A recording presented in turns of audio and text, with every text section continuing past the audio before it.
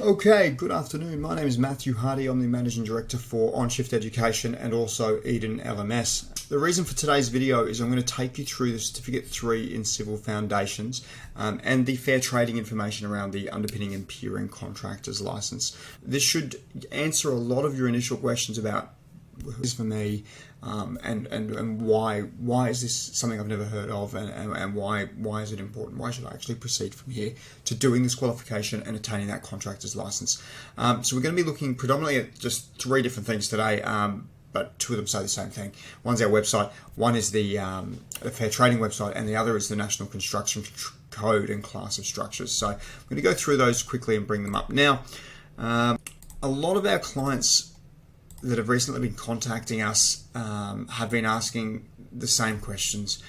Why have I never heard this before? Do I really need this? As it's just another thing that they seem to have to do to be compliant in their business, they feel.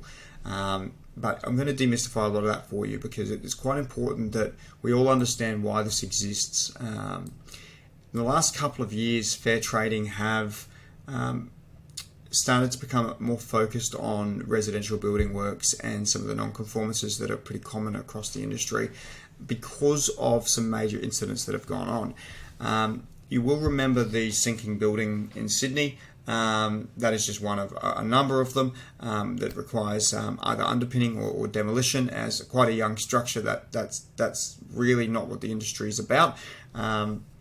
And we have seen a large amount of people displaced with a lot of uncertainty around the apartments that are relatively new, which they've purchased, whether they're going to be able to live in them or have to wait another number of years, many years to live in the accommodation which they've been waiting for off the plan.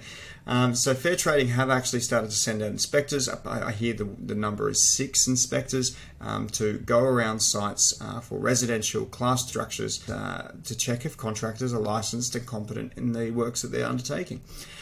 So to have a look at the correct information, go to the trades and business area of fair trading, click on licenses and qualifications. You're going to see this list here, and it's going to take you through a number of things. But while we're on A&E, if you are looking for a building license, if you are looking for your excavating license, these are two areas that we can currently help you with. We have some links to other RTOs that do carpentry as well. So if you are looking to attain a carpentry license at any stage and you are experienced, feel free to contact us and we'll send you the right direction. But for all intents and purposes for today, we're going to go to Underpinning and Piering, okay, which is on Q to Z. And here we go.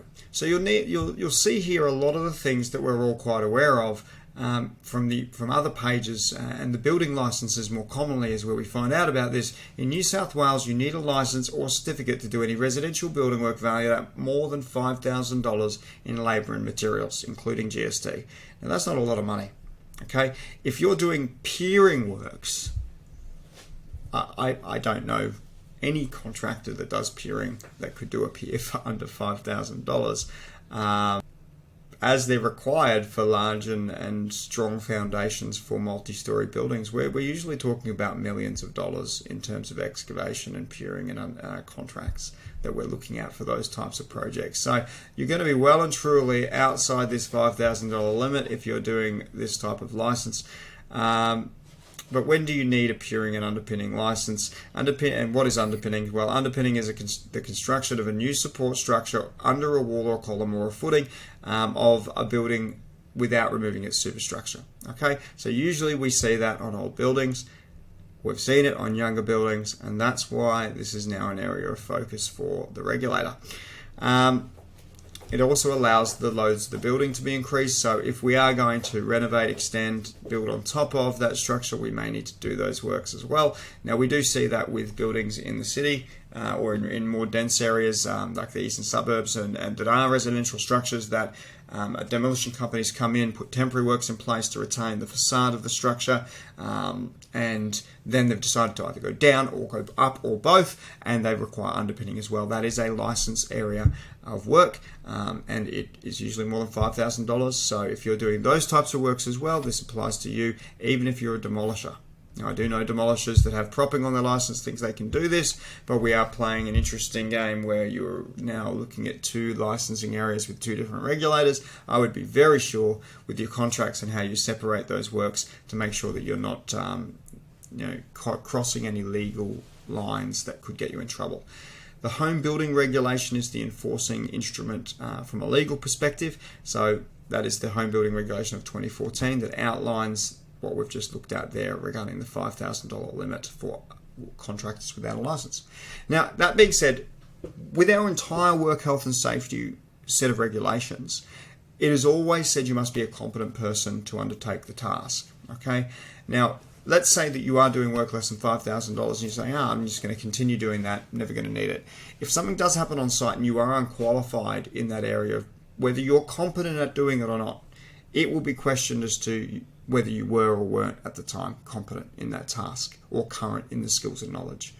Holding a trade qualification is one way that you can prove that you are competent in a task even if you're unlicensed. So be that a unit of competence or a full qualification, I always urge people, if they are professional, that they should have their qualifications equivalent for their profession. So the licensing types here that you'll see are the licensing types you can apply for. If you hold this qualification, you can get your qualified supervisor certificate, and with that you can apply for a contractor's license as well. So have a read through the difference of those, but the general process is once you've completed your qualification, you then will go and apply to fair trading for this license with that qualification. We are an RTO that will deem you competent in that, as if you do pass all of the tasks required of you to get to the end, and that is the application process is one of the final tasks that we will get you to do as it pertains to you understanding the legal and regulatory requirements of working in your industry.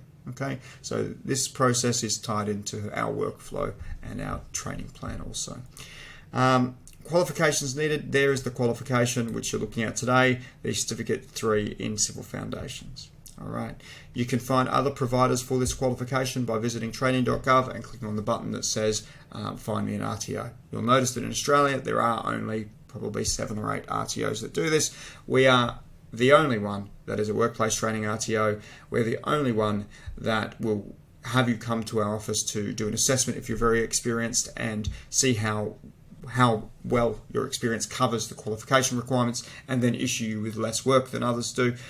We're also the only one that guarantees our pricing. Okay, so you pay $1,500 to enroll in our program, and you do not pay the rest until you finish. Okay, you'll be required to pay before you're issued the certificate, of course, but that is out the way that we work, especially with high value qualifications like this. They are not cheap for you.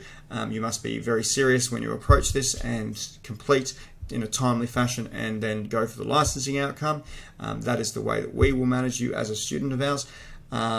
But we do de-risk it financially for you, because if something happens in your life, to be without $10,000 or $15,000 because you've committed to another RTO that's not Onchift, and then something at home happens, to be without that money when you need it is a difficult situation to be in, and it happens more often than you think. So start with us, pay when you finish. And similarly with Eden LMS, if you're a subscriber, if your company is using Eden LMS to train your workers, this is a qualification that we can teach any of your workers this qualification. They won't be eligible for the experienced worker program, but they can go through all the units of competency one by one to do tasks and learn with you as their supervisor. It is free on there. Okay, it is free for everyone in your organization on there, if you are a subscriber to that platform. Okay, as is every other unit of competence and qualification that relates to demolition, civil, or building and construction. Okay, we have almost everything on there that you're ever going to need. The only things you won't have on there are high-risk work tickets that you'll need to go to a local RTO to find.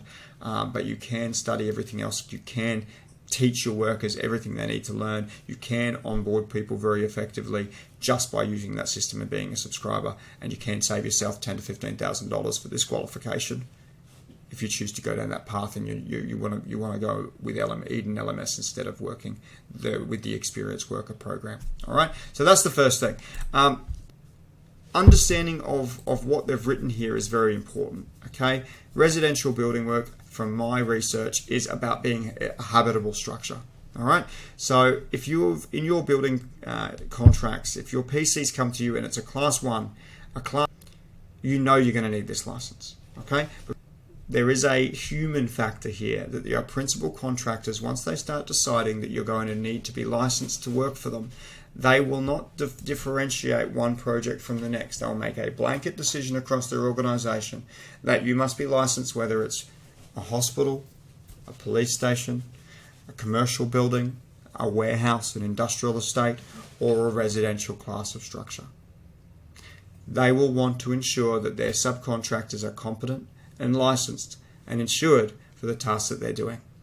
And what we know is that there are always risks with certain areas, and insurance is one of them. If you have an insurance policy that says that you're doing underpinning and piering or foundations work, then I suggest that you have a license for that area if you're doing residential, because if you happen to have an incident or a claim go on for your insurance policy and they discover that you are not licensed for that area that they have allocated your insurance coverage for, they may not pay out. Okay, and that is why our PCs want to ensure that they're fully covered, and you having a license is one of the ways they're going to do that. Okay, the only other factor I will say from a health and safety perspective is our work health and safety regulations have always talked about being competent at the task that we're doing. Okay, verifying competence through having a qualification is just one way of demonstrating that you are indeed qualified and competent. Okay, if an incident did occur and you have no qualifications that pertain to the skills you were using at the time, you have very little chance of proving that you did it the right way at the time. Qualifications do back you up in many ways other than just having a piece of paper to put on your desk and present at contract time. So that's the information from Fair Trading. So go there, have a look at what I've read, give them a call, and you can ask them any questions you like, and they will direct you to the information that I've just discussed. The other factor here is if we go to, you probably found this video on the Onchift website or on YouTube. This is where you go to enroll. Okay, so you can click on Civil Foundations. You're going to see a lot of that fair trading information is listed here.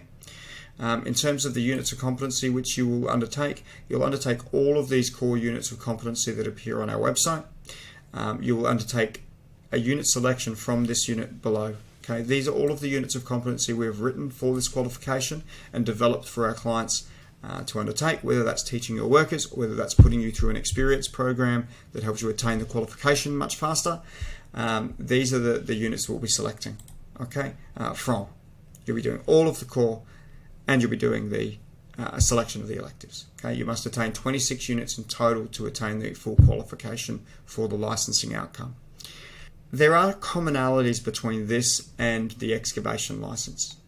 In fact, there's commonalities between a lot of the things we do. So if you go to the civil plant operations qualification, and let's say you hold a demolition qualification as well, there are going to be some credit transfers across them. So if you do decide to undertake a journey of licensing with Fair Trading with us, we will offer you an opportunity to do both the Cert 3 and civil excavation, civil construction plant operations, and the civil foundations qualification at the same time.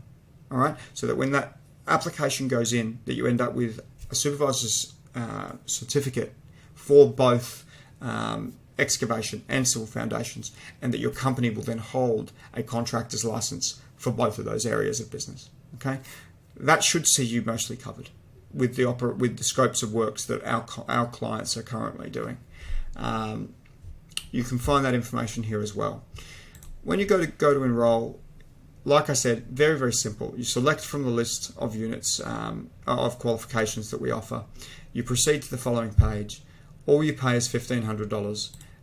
That will enroll you. Our team will reach out. They'll invite you to our office in Alexandria to come and sit down and undertake a challenge test and an interview with us to assess where you currently are at with your experience.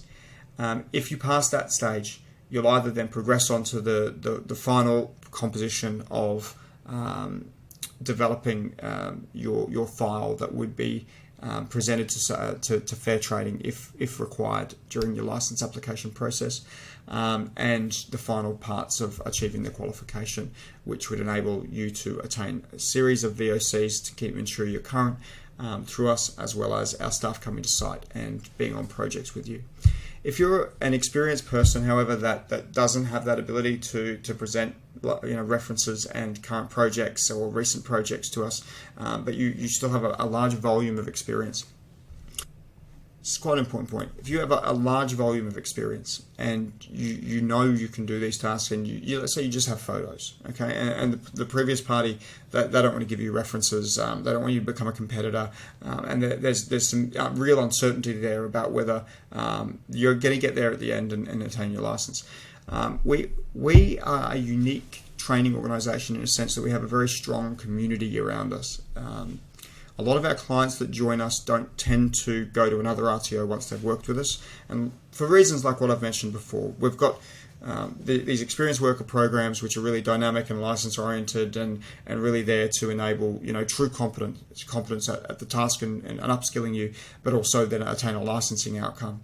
And then we have the workforce development side of our business, which assists those people to make their business better. And Eden LMS is really how they're doing that. So once you enter our ecosystem, I guess the point that I'm trying to tell you is you don't tend to leave the ecosystem.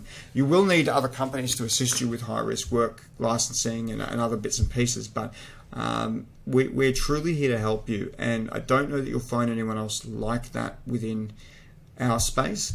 So if this is something that does interest you and you're still hesitating, I would be very happy to encourage you to talk to your friends. Ask them if they know us. Ask them if they know me. My name is Matthew Hardy. Okay, you'll find that there's one or two people around you that will know us. Okay, and know of the work that we do and how we operate. I'm hoping that it's going to be a good review based on what I've said. I mean, we're a high degree of confidence that if you speak to someone you know and they know who we are, they will know someone that's worked with us, or they will have worked with us themselves. And if you don't, we're happy to connect you with other clients of ours. And if you don't have the references and experience that's current to get through this qualification, we're also happy to hook you up with those clients, help you get relationships with those contractors, and that way you can go and talk to them about doing some work experience. So there are pathways, and that's the point of me telling you all of that. There are pathways within our community to assist you to get on the right work sites, to get the right work experience, to get to your end goal. Okay, Rome wasn't built in a day, and if you are one of those types of people that you do find that when we talk to you, that we tell you, hey, you're not there yet, or you've got insufficient evidence because your past employers haven't done the right thing by you, we will help direct you to people in industry that you can work with, that can be trusted and are relied upon to help you achieve your personal goals and get to the end. Okay, so if that's someone like you, do contact us also. Articulate those concerns at the beginning of our conversation, so that we can set you on the right journey to get to the end of the qualification, but also to get to where you want to go with your career. Okay, that's all I'm going to say for today. Forms down below. Send us a message, give us a call, have an honest chat with us, and we'll go from there. Thank you.